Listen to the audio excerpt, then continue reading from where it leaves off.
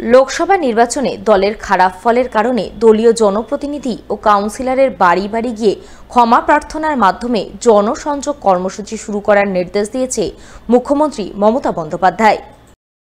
সেই নির্দেশেই বুধবার পালন করলেন পুরাতন মালদা পৌরসভার 7 নম্বর ওয়ার্ডের তৃণমূল কাউন্সিলর শত্রুঘ্ন সিনহা বর্মা।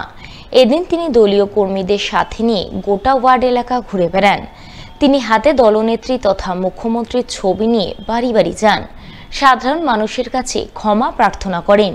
এলাকার উন্নয়ন করা সত্ত্বেও কেন তারা গত লোকসভা ভোটে তৃণমূল থেকে মুখ ফিরিয়ে নিয়েছেন তা জানার চেষ্টা করেন। সর্বোপরি সাধারণ মানুষের যে কোনো আপত্তি বিপদে প্রয়োজনে পাশে থাকার বার্তা দেন। আমাদের যদি কোনো ভুল ত্রুটি থাকে এবং পরিষেবা থেকে যদি কোনো সমস্যা তৈরি হয় আপনারা আমাকে সরাসরি বলবেন এবং আমি একটা কথাই বলবো, আপনারা আমাদের সাথে থাকবেন, পাশে থাকবেন। আমরাও অঙ্গীকারবদ্ধ আমাদের নেত্রীর বার্তা দিয়ে যে আমরাও এলাকার মানুষের পাশে ছিলাম, আছি, থাকবো। সারা পশ্চিমবাংলাতে যে 42টা সিট, সেই সিটের মধ্যে যারা জয়লাভ করেছে তাদের উদ্দেশ্যও দিয়েছেন বার্তা। যেমন আমরা যে এলাকাতে বসবাস করি, আমাদের উত্তর মালদা লোকসভা কেন্দ্রের সেই এলাকাতে পরাজয় স্বীকার করার জন্য আমরা মানুষের দ্বারে দ্বারে পৌঁছালাম, মানুষের কাছে ক্ষমা প্রার্থী হলাম, মানুষকে বোঝানোর চেষ্টা করলাম যে যদি কোনো উন্নয়নমূলক কাজ থেকে এলাকার মানুষ বঞ্চিত থাকে আমাকে এবং আমার ওয়ার্ডের সমস্ত কর্মীকে জানাবেন। আমরা সচেষ্টভাবে আমরা চেষ্টা করব কাজ করার।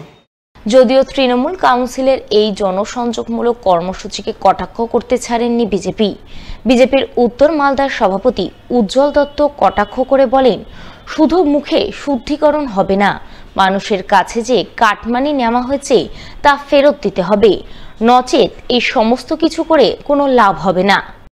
বোধোদয় হয়েছে, খুব ভালো। তারা বাড়ি বাড়ি যান, শুদ্ধিকরণ করুন। শুদ্ধিকরণ তখনই হবে সমস্ত মানুষের কাছ থেকে এই বাড়ি দেওয়ার নাম করে, তারপরে চাকরি দেওয়ার নাম করে যে সমস্ত কাটমানিগুলো আপনার নেতাকর্মীরা নিয়েছেন তার ভাগ হয়তো আপনার কাছেও পৌঁছেছে, তো সেই টাকাগুলো ফেরত দেওয়ার ব্যবস্থা করুন, তবেই শুদ্ধিকরণ হবে, নচেত কিছু লাভ নেই। বেহাল রাস্তা সংস্কারের দাবিতে রাস্তায় জাল ফেলে প্রতীকী মাছ ধরে টায়ার জ্বালিয়ে পথ অবরোধ করে বিক্ষোভ দেখালেন গ্রামবাসীরা। ঘণ্টা 4 ধরে চলা এই অবরোধ বিক্ষোভের ঘটনায় বুধবার ব্যাপক উত্তেজনা ছড়ালো মালদার রতুয়া 2 নম্বর ব্লকের পরানপুর এলাকায়। জানা গেছে, পরানপুর এলাকার 5টি গ্রামে প্রবেশের জন্য যে মূল রাস্তা রয়েছে তা দীর্ঘদিন ধরেই বেহাল অবস্থায় পড়ে আছে।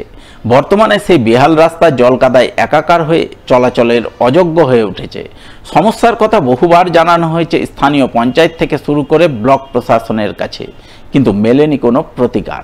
এরই প্রতিবাদে বুধবার পরানপুর এলাকার বাসিন্দারা জোরদার আন্দোলনে নামেন।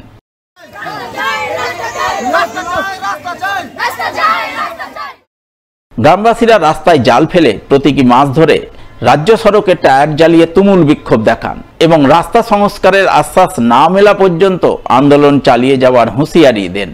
যদিও শেষমেশ স্থানীয় পঞ্চায়েত সদস্যের আশ্বাস পেয়ে আন্দোলনকারীরা অবরোধ তুলে নেন বলে জানা গেছে।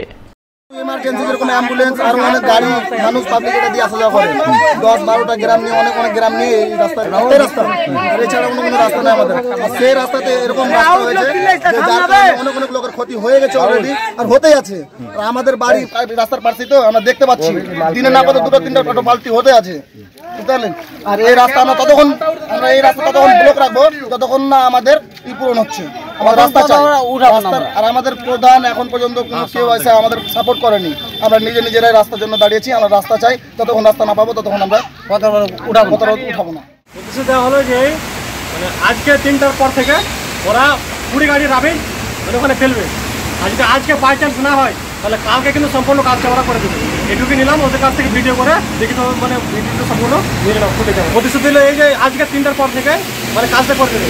যদি না হয় বৃষ্টির জন্য বা কোনো কারণবশত যদি না হয় আজকে, তাহলে কালকে অবশ্যই করে দেবে। আর যদি কালকে না করতে পারে পরশুদিন আমরা আবার অবরোধে বসবো, আর তখন ওরা কিছু বলতে পারবে না, ওরা আমাদের সাথ দেবে। পঞ্চায়েতে পুকুরের একাংশ জবরদখল করে গড়ে উঠেছে বেশ কিছু পরিবারের ঘরবাড়ি। সেই সমস্ত ঘরবাড়ি স্বেচ্ছায় ভেঙে ফেলে জবরদখল মুক্ত করার নোটিশ দিয়েছে পঞ্চায়েত কর্তৃপক্ষ। নোটিশে 15 দিনের সময়সীমা দেওয়া হলেও তার মধ্যে ইতিমধ্যে 10 দিন অতিক্রান্ত হয়েছে। এর মধ্যে জবরদখল মুক্ত না হলে প্রশাসনিক পদক্ষেপ গ্রহণের হুঁশিয়ারি দিয়েছেন পঞ্চায়েত প্রধান। ঘটনা মালদার রতুয়া 1 নম্বর ব্লকের শামসি গ্রাম পঞ্চায়েত এলাকার। এই প্রসঙ্গে শামসি গ্রাম পঞ্চায়েতের প্রধান মনীষা দাস জানিয়েছেন, শামসি গ্রাম পঞ্চায়েতের 3 বিঘা জমি রয়েছে। এর মধ্যে কিছুটা অংশে গ্রাম পঞ্চায়েত অফিস আছে, বাকি অংশে পুকুর ছিল। একসময় সেই পুকুরের জল গ্রামবাসীরা বিভিন্ন কাজে ব্যবহার করতেন। কিছু মানুষ পুকুর লিজ নিয়ে মাছ চাষও করতেন, কিন্তু দীর্ঘদিন রক্ষণাবেক্ষণের অভাবে পুকুরটি বেহাল দশাপ্রাপ্ত হয়েছে। গোটা পুকুর কচুরিপোনা ঝোপঝাড়ে পরিপূর্ণ হয়েছে। এই সুযোগে কিছু মানুষ পুকুরের জায়গা দখল করে ঘরবাড়ি তৈরি করেছেন। তাদের পঞ্চায়েত থেকে সেই জবরদখল মুক্ত করার নোটিশ দেওয়া হয়েছে। নোটিশে 15 দিনের সময় দিয়েছেন। ইতিমধ্যে 10 দিন অতিক্রান্ত হয়েছে। বাকি কয়েকদিনের মধ্যে জবরদখল মুক্ত করা না হলে পঞ্চায়েত পদক্ষেপ নেবে। আমাদের শামসি গ্রাম পঞ্চায়েতের টোটাল জায়গা হচ্ছে 3 বিঘা। সেই জায়গার মধ্যে কিছুটা আমাদের পঞ্চায়েত বিল্ডিং রয়েছে, আর বাকি যে পুকুরের পাশে যে সমস্ত জায়গাটা ফাঁকা পড়ে রয়েছিল, বিগত অনেক বছর থেকেই দেখে আসছি যে তারা বাড়ি করে এখানেই বসবাস করছে। তাদের নিজস্ব বাড়িঘর আছে, হয় কিছু জনের আছে, এদিক ওদিকে বাড়িঘর আছে, আর কিছু জনের একেবারেই কিছু নেই, তারা এর উপরেই নির্ভরশীল।